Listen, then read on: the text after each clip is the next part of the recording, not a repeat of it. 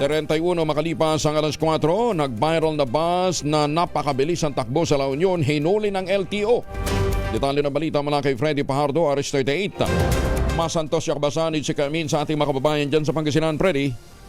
Kahapon matagumpay na naaresto ng Regional Law Enforcement Services o ARLES team at LTO Region 1 sa pangunguna ni Regional Director Glorioso Daniel Martinez ang bus driver na nag-viral sa social media dahil sa napakabilis na patakbo nito sa rutang Baknutan to Balawan, La Union na sa normal na biyahe tinatakbo ito ng 15 minuto. Subalit sa nag-viral na bus, kinuha lamang ng 5 minuto kaya naman nagpanik ang mga pasahero at marami ang nagmamakawa na sa tsuper na ihinto na at bababa na lamang sila, ngunit hindi sila pinansin ng driver na kinilalang si Louie Burgos. Matapos makarating sa tanggapan ni Mr. Martinez, agad silang kumilos at bilang bahagian niya ng Oplan the Best o Drive Better to Enjoy Safe Travel sa ilalim ng Oplan Biyaheng Ayos Semana Santa 2025, agad ay inimpound ang naturang sasakyan at inaresto ang driver. Ayon pa kay Martinez, ang operasyon ay nasa katuparan sa pagkipagtulungan ng LTO Parbi Region 1 Director Crystal Romero,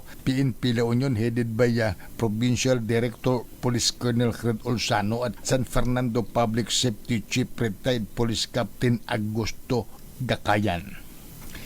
Ito si Freddy Pajardo, Aris 38, nag-uulat para sa DZRH, una sa Pilipinas, una sa Pilipinas. Maraming salamat, Freddy.